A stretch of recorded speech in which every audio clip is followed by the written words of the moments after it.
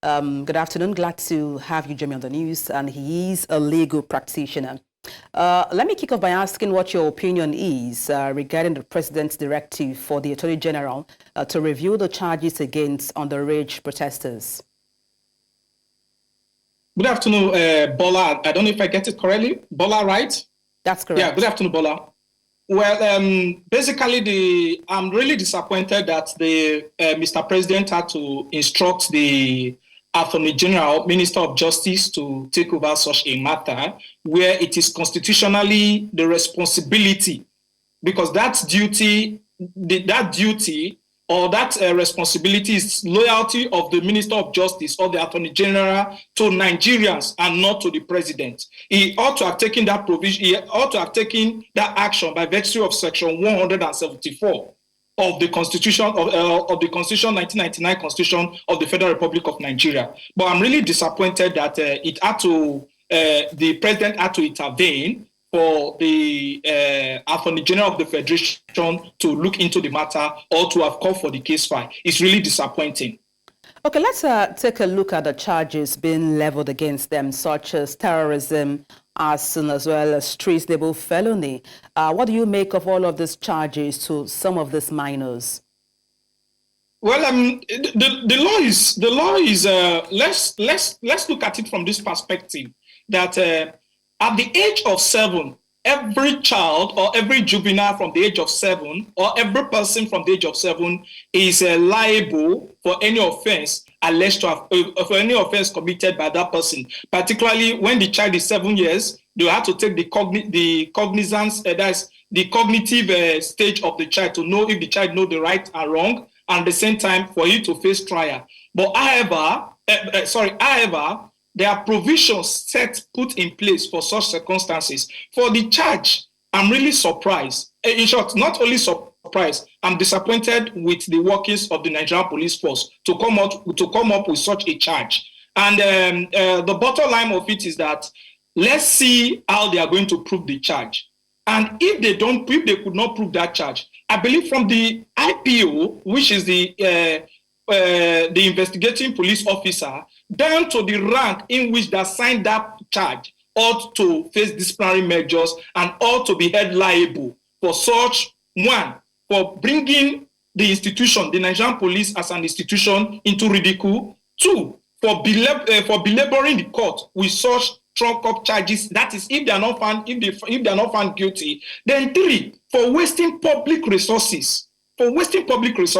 These are things that they ought to be held accountable if they can't prove the charge. And if we don't set this as an example or precedent, we are going into a more delicate time as 2027 approaches, because we cannot, or Nigerians should not, or as a country, we should not allow such things to come up there. Somebody can just bring out truncated charges and the investigation and all those stuff.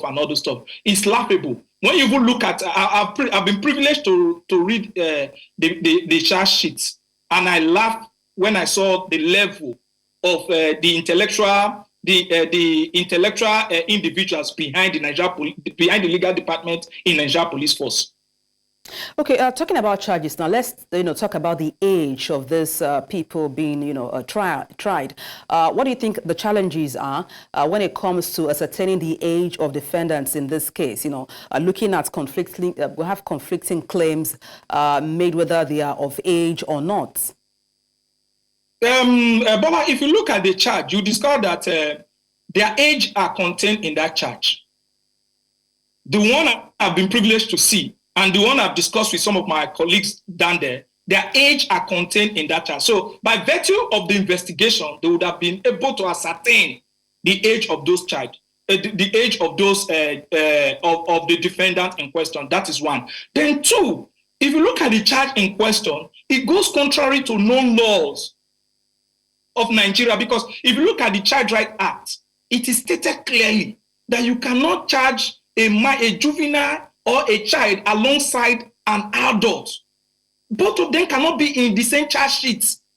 That is another issue there. Then if you look at the provision of the Administration of Criminal Justice Act 2015, which governs the proceedings upon which these children, or let me do, these juveniles were brought, section 207, you could state it clearly. It said when criminal proceedings are brought against children or juvenile, they must what? Be in line with the Child Rights Act. So the principal act upon which such things can work on is the Child Rights Act. So you will now look at, the question is, do the police really have the intellectual capacity to prosecute such an action? Is no, because from the ab initio, the charge alone, you see the defect in it. That is one. Then two, we now look at the institution of the judiciary.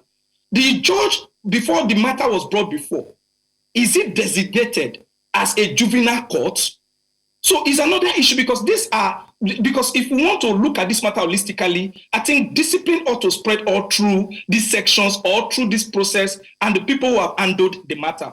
Now the question is the judge designed by the federal, that is the chief judge of the Federal High Court, did it designate that particular judge? Because a juvenile court is a special court that ought to have been designated by the chief judge for the purpose of this particular trial. Then you now look at where were these children or where were these juveniles kept.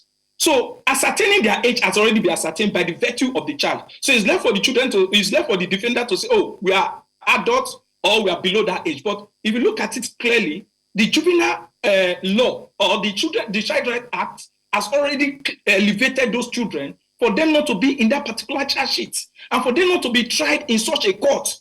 And I was also overwhelmed when I saw the bail condition. I don't really know. Maybe I don't really know, but I think with time, the judiciary need to look at it from the perspective of research when carrying out some discretion. Bail is at the discretion of the court. But if you look at it, the children or the juveniles, they have special conditions when it comes to bail. But giving them that kind of outrageous bail condition, it does not set a good precedent at all, irrespective of the charge they were charged. So irrespective of the offenses they were charged. But in all, I expect that across the institution, from the Nigerian police to the judiciary and down to the correctional facility, all the people involved in this thing, some ought to face the music, some ought to go for re-education, while some ought to improve their research. All right, thank you so much for your thoughts on the news. We'll keep in touch with you, of course, to see how this turns out. Toho Oseruwoja is a legal practitioner. Many thanks indeed. You're welcome.